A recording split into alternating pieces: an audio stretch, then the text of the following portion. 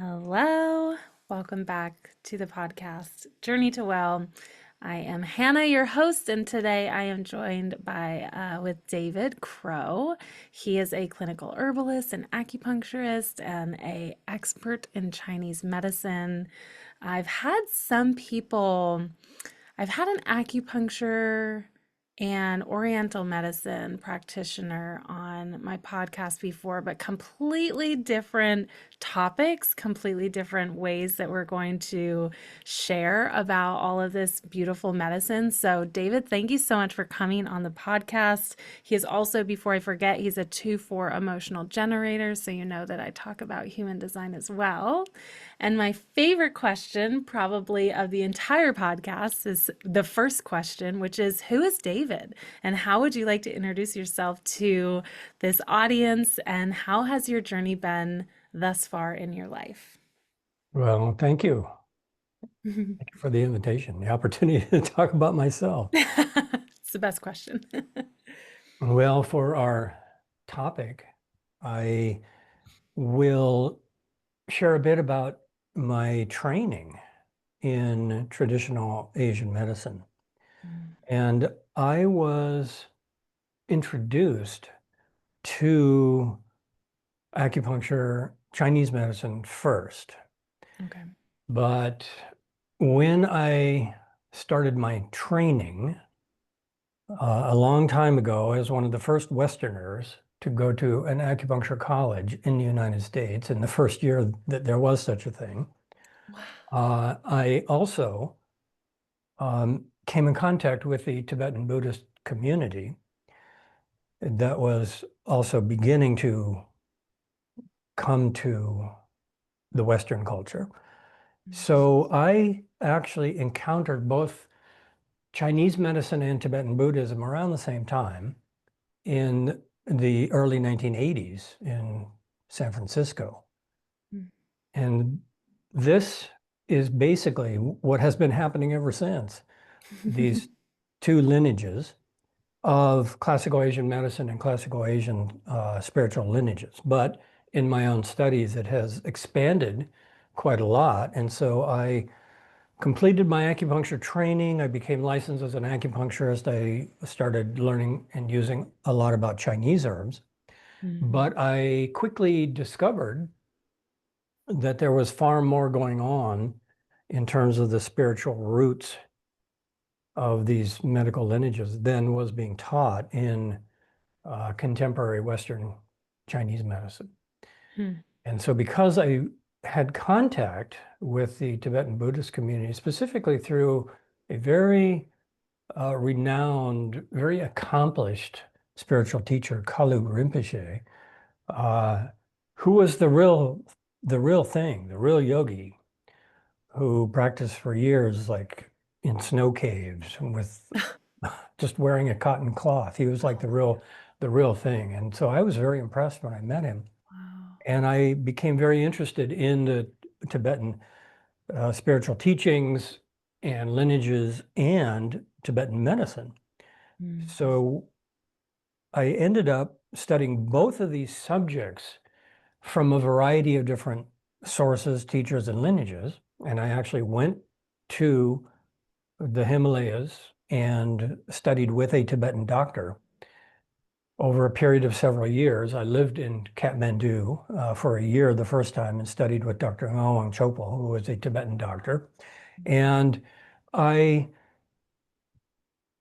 was learning simultaneously Chinese medicine, Ayurvedic medicine, and Tibetan medicine Sheesh. over a period of about, well, it still goes on. So it's been over 40 years I've been studying it. And at the same time, I was also doing a lot of retreats with these Tibetan lamas and teachers. And then through Ayurveda, I became very interested in the Vedas and in Tantra, and all of these lineages of medicine and spirituality were all happening there in Kathmandu in my studies.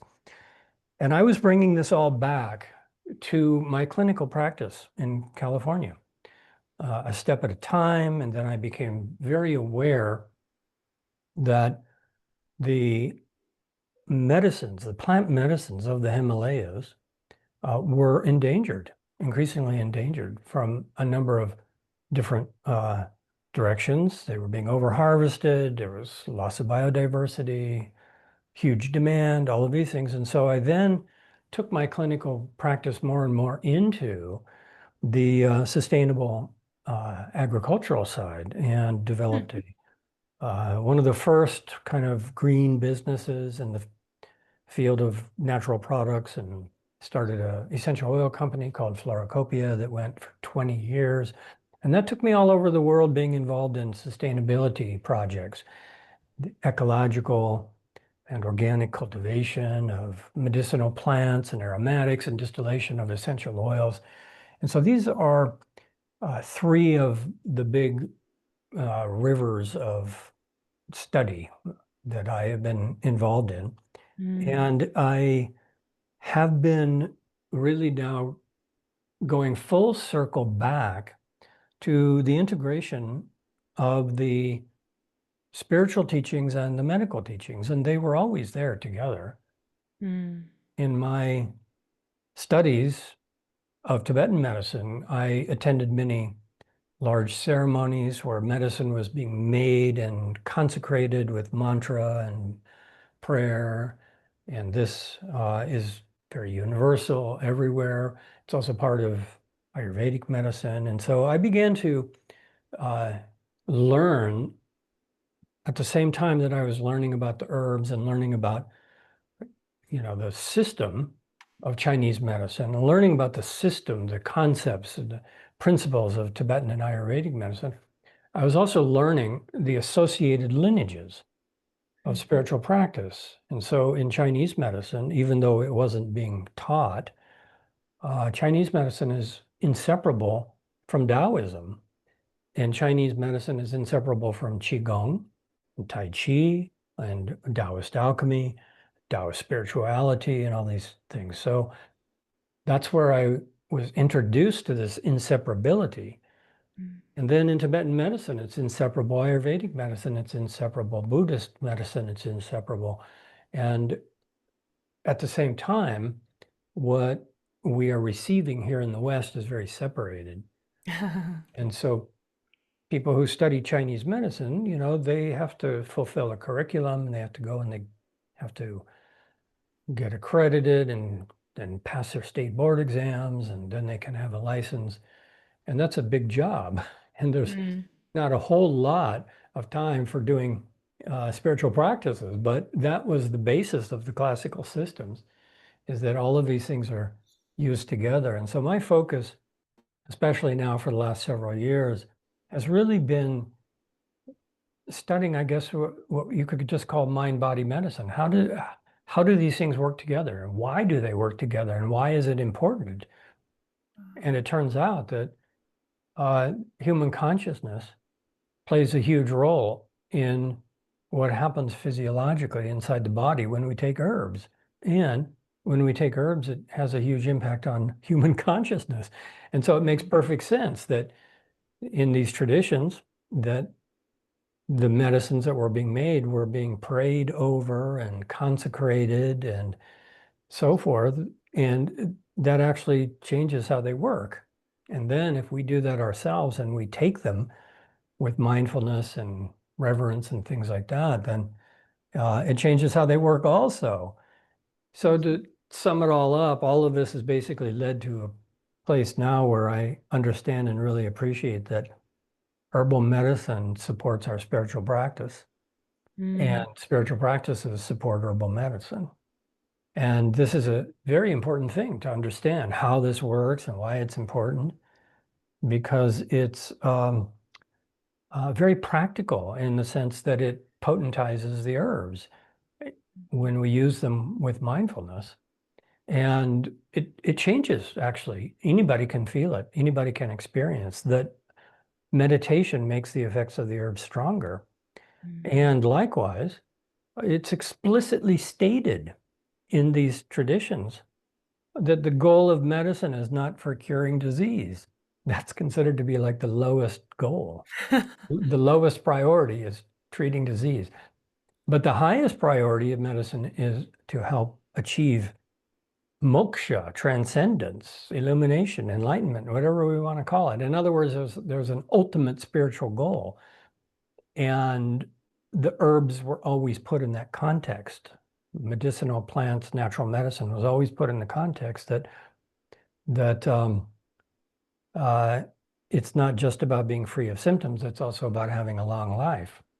And not just about having a long life, but having a long life with a purpose, which is Mm, to deepen our spiritual practice. And that has a goal, which is a final attainment, illumination. And so these are the two primary subjects that I've spent my life studying, and have seen that it is a very practical and a very important thing. And what it does is it actually uh, translates into real benefits, because historically, herbal medicine was always used to support meditation. mm, And what that means is that we have these resources now that we need for this global pandemic of dementia. You see Oh that God. the herbs that support our meditation practice are the herbs that strengthen our brain Wow. and support our nervous system and calm the anxiety and antidepressant and all that. So that's where spiritual practice and mental health are closely related. And that's where herbs come in at that level.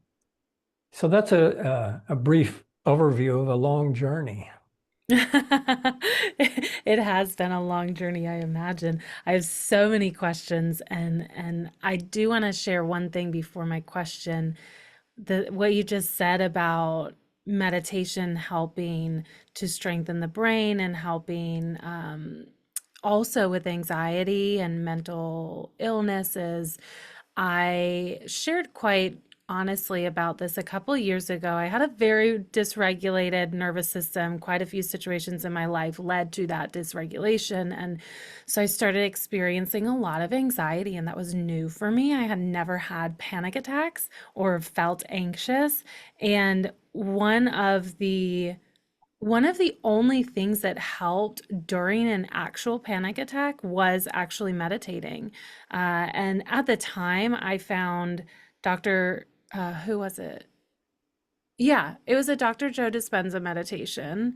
And then there's also Andrew Huberman talks about NSDR, which is non-sleep deep rest. And you can literally look it up on YouTube. It's a 10 or 15 minute video of really just body awareness and bringing your body awareness to specific pieces, which we don't have to go into all the science behind it, but that's really helpful when you're having a panic attack to be able to come into the present moment. But the like find five things that you can see and the four things that you can hear and other body awareness or present moment meditations never really worked for me. But those were two that really worked for me. And I'm so interested to hear about how herbs can support meditation, because I have been an on and off lifelong meditator. I started meditating when I was a kid, actually, because my mom was a meditator and she had me meditate with her when I was in like elementary school. But I've never used herbs with my meditation. So I'm very excited to learn about that. But first, my first question is, why learn Tibetan, Ayurvedic, and Chinese medicine all at the same time? And then part B of that question is, what are the differences between those three that you felt were very important to learn and that led you to kind of continue down this road of exploring all three of these modalities? No, good question. Many questions, actually. So, So many. I know. I can't. I'm so excited to talk to you. I have so many. well, first of all, Tibetan, Chinese, and Ayurvedic medicine are fundamentally very similar. Yeah. And they're also very similar to Unani medicine, the Persian medicine, and to Greek medicine. They're similar in the sense that they have underlying principles that are the same. And we find things like Vata Pitta Kapha in Ayurveda. Well, that's there in Tibetan medicine.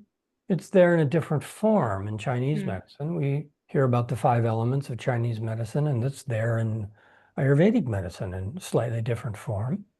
And the other thing that they all share is plants Hmm. and similar kind of diagnostic methods.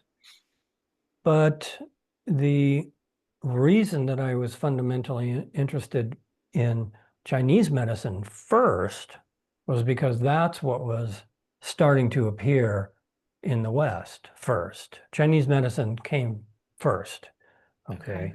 Ayurveda came later, Hmm. okay? And so therefore, I started through the doorway of Chinese medicine and became licensed as an acupuncturist and went into a clinical practice and continued my studies. But through entering that doorway, I basically was going into the doorway of Asian medicine, which was also eventually going to take me into old European medicine, because as I continued my studies, I have also studied Paleolithic herbology and Persian medicine and Greek medicine and old European medicine, and also spent some time in Central and South America and learned about the shamanic uses of the plants. And so basically, it's all one system. And there's no such thing as an Ayurvedic herb or a Chinese herb. What there is there's the plants, and people have been using plants forever. And then there are the different cultures that explain the plants in different kinds of ways. So what happened was my interest in Chinese medicine took me into contact with Asian medicine in general. But then my interest specifically in Tibetan Buddhism from meeting Kalu Rinpoche first took me into Tibetan medicine. And that is where I saw the similarities between Tibetan Ayurvedic and Chinese medicine, because when I got to the Himalayas, I also started studying with 9 different Ayurvedic doctors. I had 9 Ayurvedic teachers that I worked with and 1 Tibetan doctor that I worked with. Hmm. And I worked with all of these people for many years, coming and going and spending periods of time, both in Nepal, the Himalayas, and in India. And so I was fortunate because I was one of the few Westerners who actually got the hands-on training in a classical kind of internship where you go and go and harvest the herbs and chop them up and things like that. So that is basically how I came in contact with all 3, because they're all there. All 3 of those things are in that part of the world. And you can find in Kathmandu, you can find Tibetan doctors, and you can find the Unani, the Arabic medicine is there, and you can find Ayurveda. They're all there, and they're all very similar, and they all use a lot of similar plants, and they all use a lot of similar concepts. So that's how that happened. Hmm. But in terms of your broader question about how do we use herbs for meditation? Hmm. All right, well, that's a big topic. I'm Oh, so interested. okay, well, there's several ways that we can think about this. One is we could look at the plants that have always been used to support meditation. And we find that there is a special class of plants, and that these have been known for a long time. And these are things that we now know about also. Many of these are brain tonics, and many of these are adaptogens, and many of these are longevity herbs.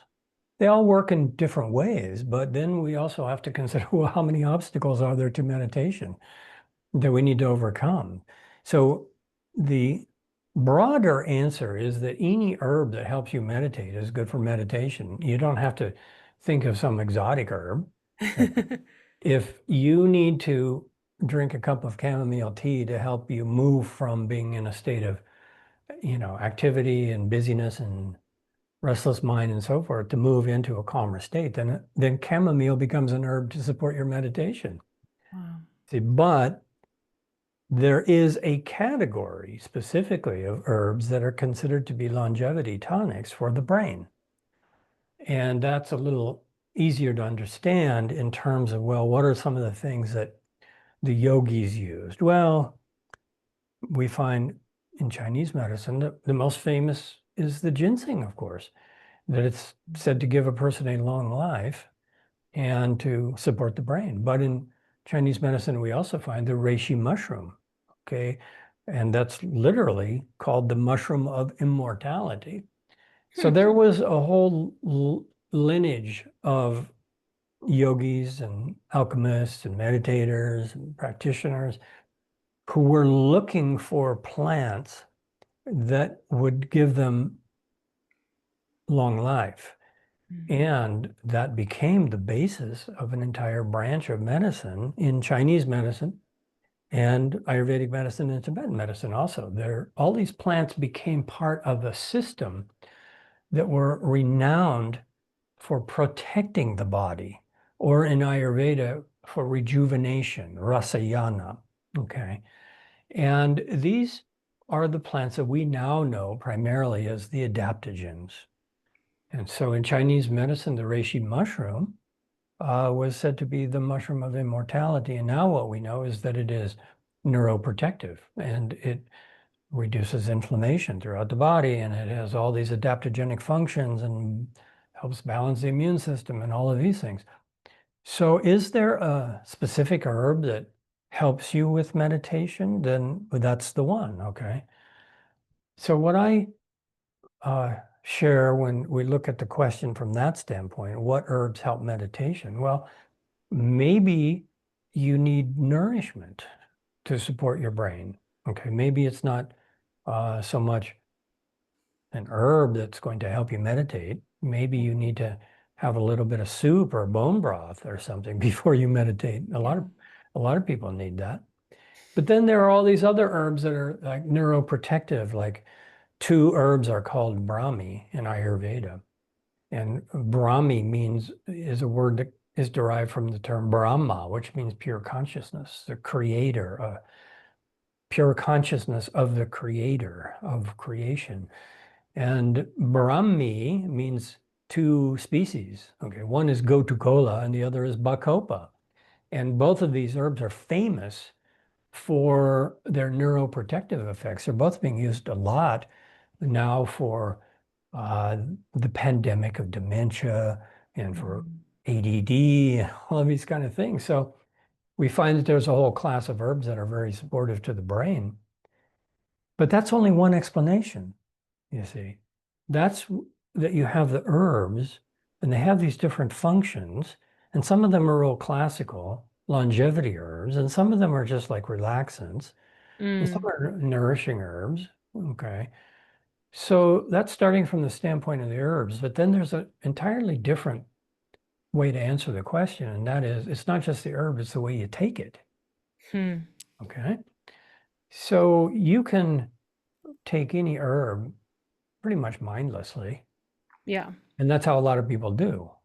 And they're sent home from their visit with a practitioner, with a grocery bag full of products, and they take a handful of these supplements on an Yeah. empty stomach in the morning, and they don't pay any attention to any of it. They don't experiment with just one thing and see what it does. And furthermore, they're in a big rush. Huh. And that's part of the problem is that, the gut-brain axis is always in overdrive, and that's why they've got all their symptoms. And so herbal medicine becomes part of the problem. And Wow. therefore, if we ask the question, well, what are the herbs that are good for meditation? We can say, all right, there's these different classes of herbs that can help us in different ways. But even more fundamental than that, we can say, um, how do we take herbs so that they become the meditation? Okay. Hmm. And once we start looking at herbal medicine that way, then we're really weaving back together these two lineages again. And so therefore, you slow down and you have your cup of tea, and it can be virtually anything, but of course you want to pick something that is going to be supportive of your meditation Mm. physiologically. But let's just say Tulsi tea. All right, so Tulsi is a very simple herb, and it's an adaptogen, and it's relaxing and rejuvenating to the nervous system, and so it's always been used for meditation. Mm-hmm. But You can drink your Tulsi tea in a big hurry, and it's not going to help you relax. Wow. Or you can sit down and you can meditate with your Tulsi tea, and you can sip on that Tulsi tea very mindfully. And Mm. this is the most important part of this whole story. And that is Listen that up. when the human mind comes in contact with the plant, there's an exchange of information. All right. And so let's say you've got that Tulsi tea and you sip it very slowly and you pay close attention. Well, what is attention? That's fundamental to how this all works. What is attention? Well, attention is the focused mind. Well, what is the mind? Well, this is important to understand also. The mind is a field of awareness that is directed by attention. Mm. Okay. And the more the attention is focused, then the more we receive information and the more energy is transmitted. Wow. Okay, so let's think about this. The transmission part, a really good example of this, is anybody who does pranic healing, Reiki, anybody who does any kind of energy work with Yeah. their hands, okay, they know that when you're giving a treatment and your mind is very focused and very clear, you start to feel the chi around your hands, and another person can start to feel the chi around their hands also. Well, what is that chi? The chi is your own mind that is being focused by the chi of your attention. All right. So then what happens is that the mind becomes very focused, and the focus begins to direct the flow of the chi. And in Taoism, they say Yi Dao, Qi Dao, where the mind flows, the chi flows. So in other words, if you're paying close attention, you're doing some, Qigong healing, you can feel the flow of that energy, and that is directing energy to another person. But when you're sitting there with your tea and you're paying attention to it, what you're doing is you're directing the chi into the tea. Okay. And the Wow. tea is becoming infused with chi, and you are being more present with the tea. And then because you are more present, when you sip that, you're going to taste a whole rainbow of colors that you're not going to taste if you're just in a rush. Mm. Okay. So in other words, mindfulness changes our entire experience.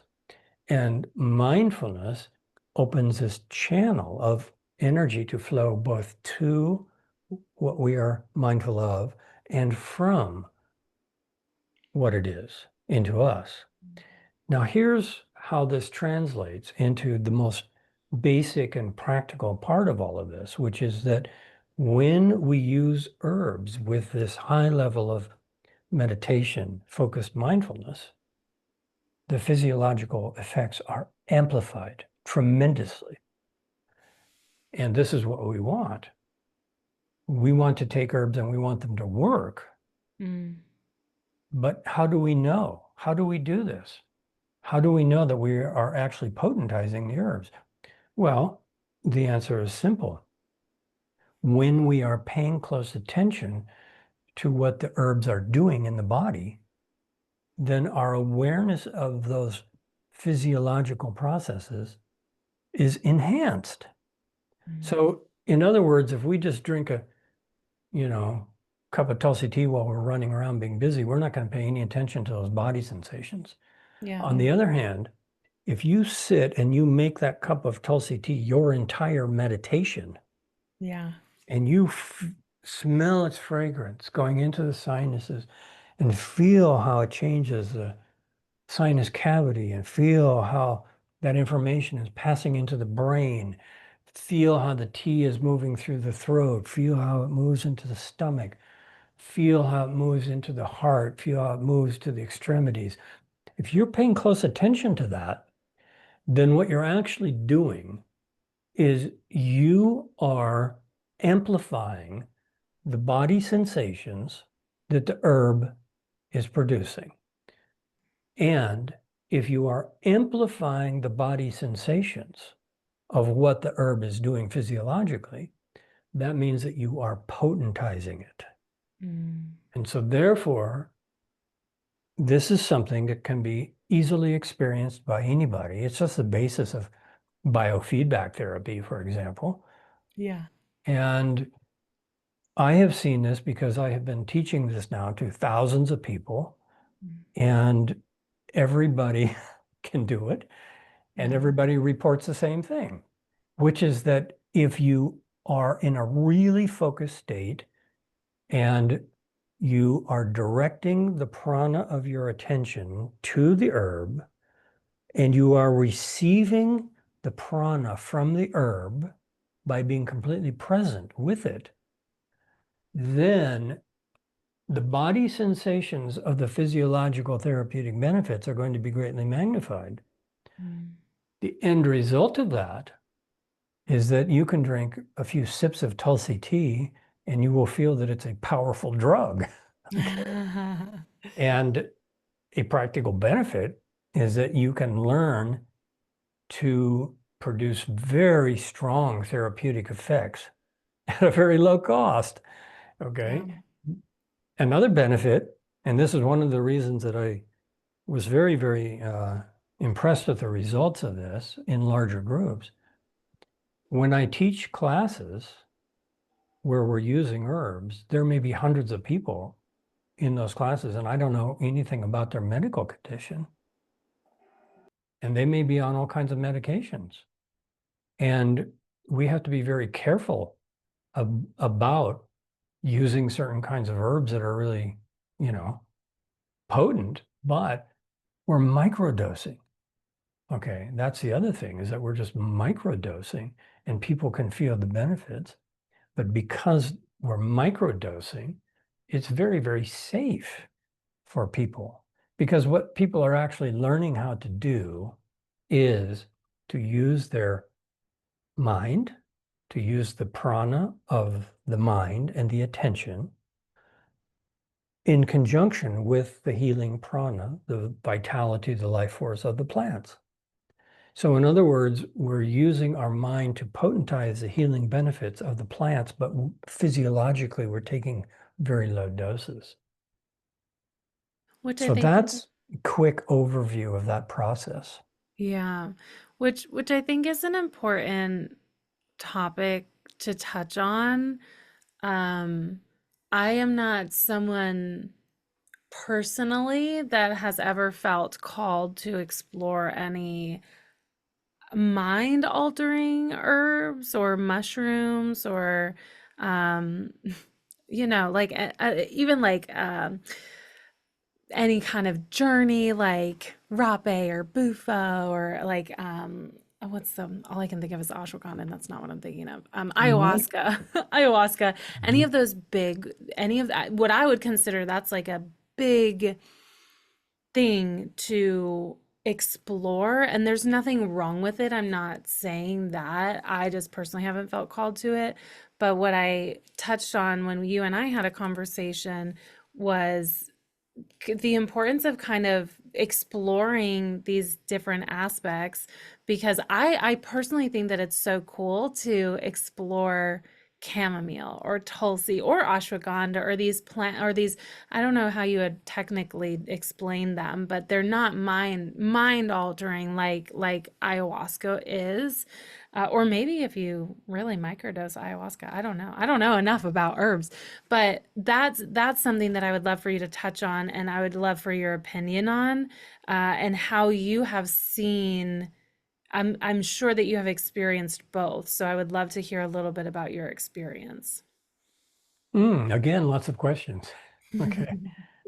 Well, I do have some experience with entheogenic plants, Mm, but my experience was a long time ago in the traditional cultures, and okay. that's the difference, Yes. you see. And uh, things are very different now than when I met Maria Sabina in the mountains of Oaxaca. Yeah. Okay. And now you know, all you have to do is go to a yoga studio on a Saturday night and somebody's pouring ayahuasca. Oh. And there's all these things that are available. Or you can just go on TripAdvisor and Yeah, you can seriously actually though. you can actually, find ayahuasca ceremonies on TripAdvisor or ecotourism, okay? Yeah. Now, the main problem with this is because it's using a very powerful plant that can shift our perspective of ourself very dramatically. Mm, And it can make us very sensitive. And it can dissolve the boundaries of our personality and our ego and sense of self. And that has to be done carefully because if you're not ready for it, it's too powerful, or you're surrounded by 100 people who are all having, a whole bunch of emotional catharsis. It can be very painful. And yeah. so what's missing is the traditional container. And there were actually four containers, and these are all important to consider. And the main problem now is that these containers are gone. All right. Mm, So the first container is the container of the environment itself. And people historically lived in an area and they didn't travel far, and they had these plants, and these plants were in the geographical region, and the people had knowledge about these plants that went back a long, long time. And so in the Amazon, it was the ayahuasca and many other things. In the mountains of Oaxaca, it was the Psilocybe mexicana. In the southwest, northern Mexico, it was the peyote. And so the first container is the land itself. wow. Okay. Now, if you take the plant out of that land, then it changes the plant and it changes the nature of the experience. But the second container inside the land was the culture. You see, because the culture uh, had a mythology, and the culture had its mythological creation stories and its deities and its songs and its rituals and so forth. And much of that is gone Mhm. now. And so the container of culture and language, music, okay, clothing and art and preparation for the ceremony and after the ceremony, much of that is gone, you see. Yeah. And so the second container is culture inside the container of the land. Yeah. And then uh, the container inside the culture is the ceremony itself.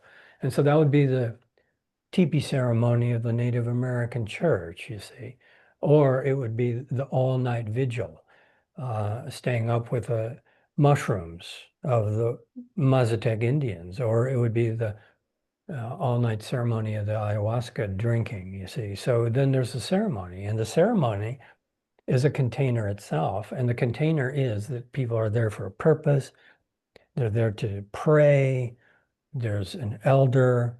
There's a sequence of events. There's music. There's training. There's all of these things that happen. And that's a container within the container of the culture, within the container of the land. And then the container inside the ritual is the plant. And the Mm, plant is the container of the active ingredients, you see. Now, when you have all those containers, then what happens? The person is in the land and they're in the culture and they're in the mythology of the culture. And then they're in the ritual and they're in the inner guidance of the tradition and the elders. And then they ingest the plant. And all of those things are holding the experience in a way that makes sense. Okay. And therefore, the person knows why they're there, they know what they're doing, and they become familiar with it. And many times people weren't just dropped into these ceremonies. You had to be initiated a step at a time and learn these things carefully. And you weren't invited to the next level until you were ready. And now yeah. people can just drop into anything and get blasted away by high doses of this stuff. And they're not familiar with the inner landscape. And Mm, that's where the problems come. They're not familiar that, oh, I've got so much pain in my body. It might be because the person next to you is going through chemotherapy.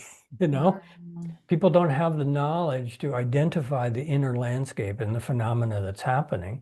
And they also in many cases, and I have worked with many people where this happens, they hear that these ceremonies are going to be so good for them, resolve their past trauma and all, that's the main thing why people Yep.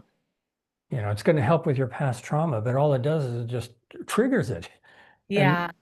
and furthermore, it's triggered in a way that makes you very vulnerable, and you start having all this overwhelming information coming in. And anytime the personality structure is fragile, there's risk of damage. And Huh. so there have been many people, and it's not just ayahuasca, and it's not just ceremonies. This can happen in a 10-day Vipassana meditation retreat, or it Mm. can happen just in a really intensive kind of, motivational weekend for some people. It Mhm. pushes them beyond the ability of their personality to integrate what's going on, and they end up, having a psychotic breakdown. Yeah. That happens. That happens because people go into these situations that are simply too powerful for their psyche to handle. They're not ready for it. And that's what's missing, is that in these containers, you have this sequence of events where people are trained a step at a time, initiated a step at a time. You're brought up in these containers so that Mm. by the time you get to the real powerful stuff, you're ready for it. You know what you're doing, and you know what you're getting yourself into. I So speak my a lot. opinion about entheogens is that they're incredibly valuable. They're very, very valuable. They help a lot of people, but they're totally out of context now. And because of that, then, certain people get hurt from it. And a lot of people, they have a great experience, but then it's kind of like, well, life goes on. Everything's pretty much the same. So it, these plants have a place. They have a very important place if they're used correctly by people when they're ready for them, and they use them in the right way, and they get the right information from it. But that doesn't necessarily mean that it has any ultimate higher purpose. Hmm. Okay? And here's a real fundamental difference between shamanism and the meditation lineages. When we are talking about an entheogenic experience to have this breakthrough and this cleansing and this healing, we're talking about great benefits, Mm. and we're talking about relieving suffering. Okay. We're talking about a person becoming more psychologically integrated, a person Mm. healing the past, being able to live a better life, all of these kind of things. But that was never the goal in the traditional lineages. Okay. In the classical spiritual lineages of Asia specifically, but also in the higher teachings of the shamanic lineages also, there was an ultimate goal. And because there was an ultimate goal, there was very little emphasis that was placed on resolving your past trauma. What they were really looking for was resolving all trauma permanently. Mm. So they talked about it in different language. They said moksha, emancipation from bondage to the senses. They called it enlightenment. Okay. They called it illumination. Okay. They called it crossing to the far shore. They called it relief, escape from samsara. So in these lineages, there was much less emphasis on your personal trauma and much more emphasis on an ultimate state of liberation from all suffering. Mm. Now, that's very different. Now, Yeah. the entheogens can be a part of that process. But what we see is that people can do the homework with their entheogens. They can have a breakthrough with the entheogens, but that doesn't necessarily translate into a deeper understanding of the nature of the mind and the reality that is really transcendent. Okay, I've gone a little off on a tangent here. I love it. I love it. Um, the thing that I was going to say earlier was how you're connecting it, even if we have these big mindset retreats or 10-day meditations, we can still do damage. I am certified in somatic breath work, and we talk a lot about that in the training. And one way that I have chosen really to lead my breathwork journeys, because I realized this, is not to push people. I think breathwork is also one of those things where it is extremely transformational. It's this beautiful, powerful, potent tool to dive deep into your soma, your body, and you can have these really beautiful experiences and insights and healing. But when we push ourselves or are pushed by the practitioner to go deeper or express in a way that our body is just not ready, or our psyche is just not ready to express, it can be very damaging. So a lot of times in breathwork journeys, sometimes people fall asleep, or sometimes people will come to the end and they'll say, I didn't really feel that much. Like, I just don't feel like I experienced everything that other people are sharing. And I want to really normalize that. And one of the ways that I say is if, especially if your body falls asleep, it's a protective mechanism. So you fell asleep for a reason.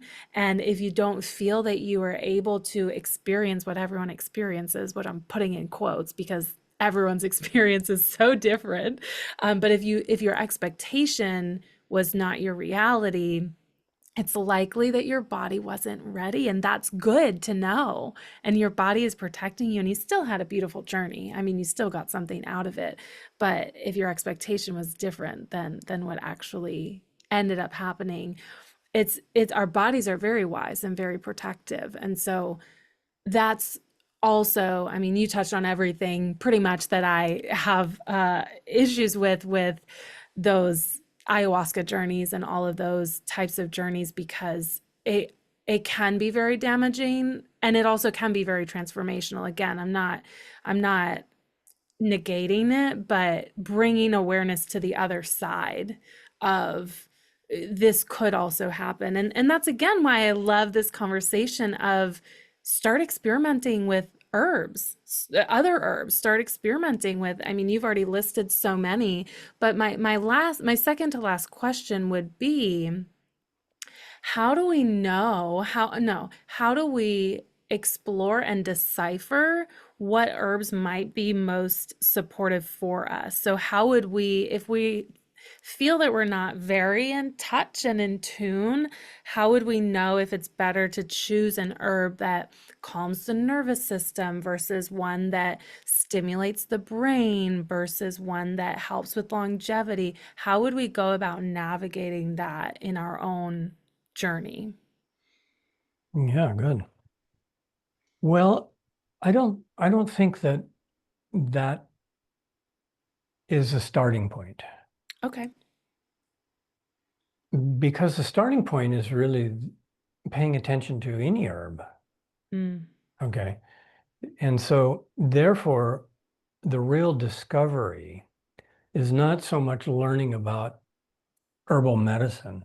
ah, It's about learning about the relationship between our mind and body, mm, and learning about the relationship between the mind and the body and the plant.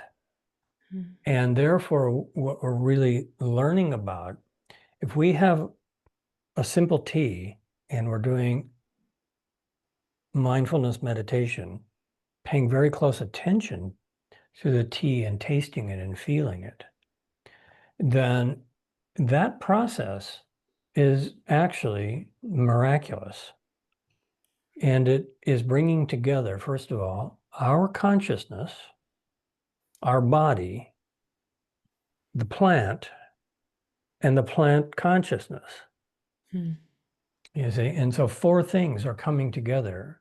If you're drinking a cup of Tulsi tea with mindful meditation, your mind is present, you are feeling your body, you are ingesting the body of the plant, and the body of the plant is transmitting the consciousness of the plant.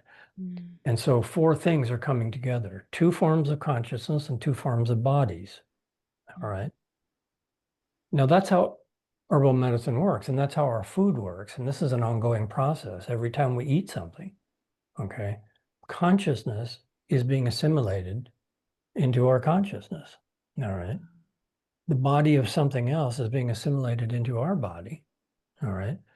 Now, if we go very deeply into that, then that opens up all of these possibilities for self-healing. And that's where visualization comes in, because not only do we start to feel these sensations, but we can actually focus on a particular part of the body and the herb will go there. And so if you are drinking Tulsi tea and you want it to nourish your brain, you drink the Tulsi tea and you smell the fragrance going to the Mhm. sinuses, and you will feel that the fragrance is actually activating your brain. Mm. And if you are paying close attention to your brain, you're activating it. You're increasing the circulation. Wow. Cerebral circulation is increasing just by paying attention. And so therefore, you are sending the Tulsi to your brain.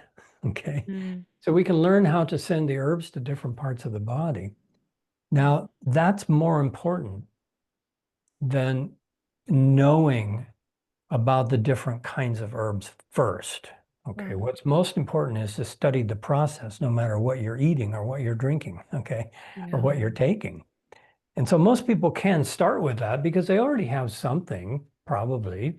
People already drink Tulsi tea, they drink ginger, they take some turmeric, they probably take some adaptogens. What's most important is uh, stop taking so many things, okay, and take one thing really carefully and pay really deep attention to it. Mm. All right. Because people will have this idea in our contemporary herbal, culture that more is better. Yeah. And so if it's going to be more, it should be more mindfulness, not more herbs. All right. And Wow. people are really in this kind of consumer mindset when it comes to, oh, the latest product and the greatest adaptogen and this and that. Okay. Yeah. And that's not what's important. Okay. Mm. What's important is to understand and cultivate a deeper relationship with the plant and its consciousness. And from that comes great reverence. Actually, when you can start to feel the presence of that consciousness that's in the herb working inside your consciousness and your body, then you have entered into a very deep level of herbal medicine. Mm. And then if you have that level of sensitivity, you don't have to listen to all this information. And that's a lot of what I do in my medical consultations is people are greatly confused because there's so much information out there about, oh, you should do this and you should do that. And they've got these gigantic herbal pharmacies and they don't know what's doing what. Yeah. And okay, how do we answer that question that you just asked? Yeah. How do we pick the herbs? Well, all right, now we can answer that. The easiest way to do this is just to identify your primary need. Mm. So, what is the primary need that you have when you sit down to meditate? Well, there are two things that are going to happen. One is first you're going to be restless and then you're going to be tired. Those are the two primary obstacles to meditation. Those are age-old obstacles to Yeah. meditation. Now, here we have to ask a bigger question, so what? So what if we're agitated? So what if we're tired? Well, the so what is that we're trying to meditate in a culture and a time that's not conducive to meditation. Yeah. And so now we say, well, do we want to use herbs to kind of overcome that? Well, sure, you can take some cannabis, you can hit your brain over the head, and you can, get into a deeply relaxed state pretty fast. But, you'll wake up the next day with a bit of brain fog from it. Okay, Yeah. so, all right, so there's a couple things you can do. One of the most basic ways to incorporate herbs into meditation practice is to take things that help you relax faster. And it doesn't have to be powerful. You don't have to take cannabis. Mm. It can just be chamomile. It can be a little bit of lemon balm, you see. It can be just a little, anything that you like. A little catnip tea is very relaxing, okay? Mhm. Mhm. Can take a few drops of a little bit of, valerian tincture if you're really overstimulated. You can take a little bit of California poppy. You can take just take a little bit of a relaxant herb and notice how relaxing it is. And then the next thing you're going to notice is you're asleep. Okay. And so then the question comes, well, what's the matter with that? Nothing. You didn't enter into meditation, but what you did was you turned off the internal nervous system stress for a while. Now, really deep meditation is not going to come until your nervous system has been rested and rejuvenated for a while. And that's why in the classical monastic settings where the longer retreats happen, what you see is the same over and over again.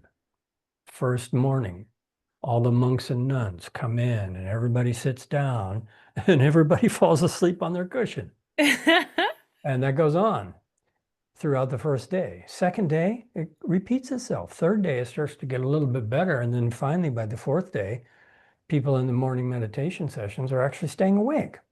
It takes about 4 days to transition out of ordinary life into a routine where you can actually meditate. Okay. But here's where individual choice also comes, because you may find that what is most nourishing for you and most supportive of your meditation practice is not a nervine calmative like, chamomile lemon balm tea, something like that. You may find that what is most supportive of your meditation practice is a cup of soup or bone broth with some reishi mushroom tincture in it, you see. And so therefore, we have two primary categories we work with. One is the things that help the nervous system calm down quickly, and the other is the things that nourish the nervous system, because these are two sides of the same thing. If you're overstimulated and you can't meditate, it means that you're also tired.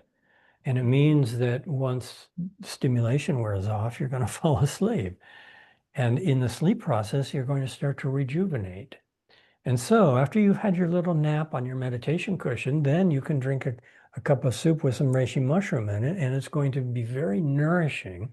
You're going to feel the warmth in the stomach, or you feel like, oh, wow, okay, now I'm really starting to recover. So that's kind of like a fast recovery from a stressful day is drink something to calm down, go ahead and take a little rest on your cushion, and then when you wake up, then take something that's nourishing.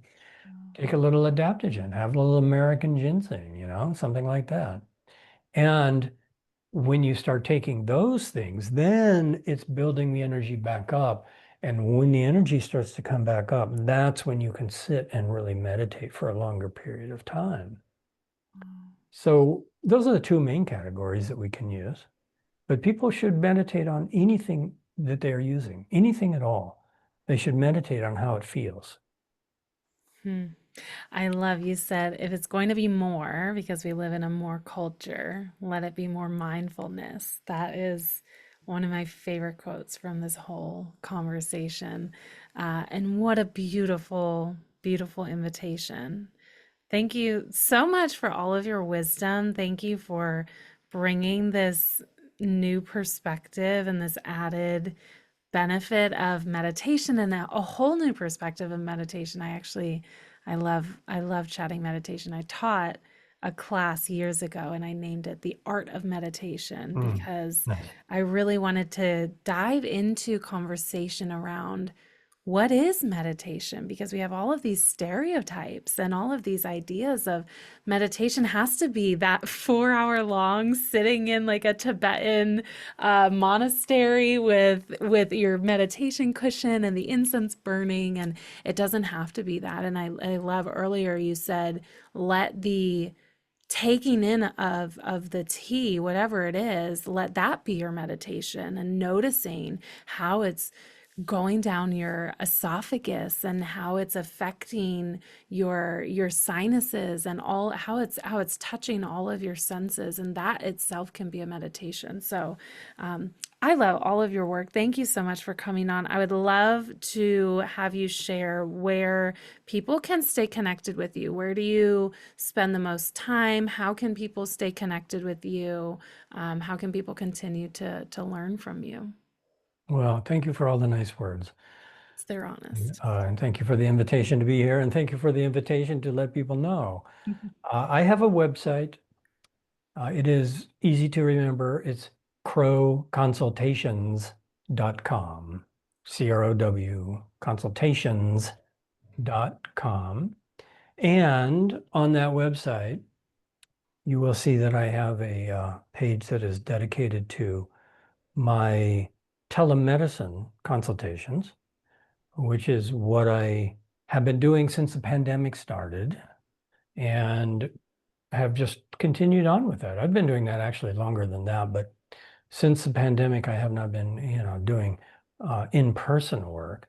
Mm, And I have also not been touring for live events like I was. So I've basically just been working online.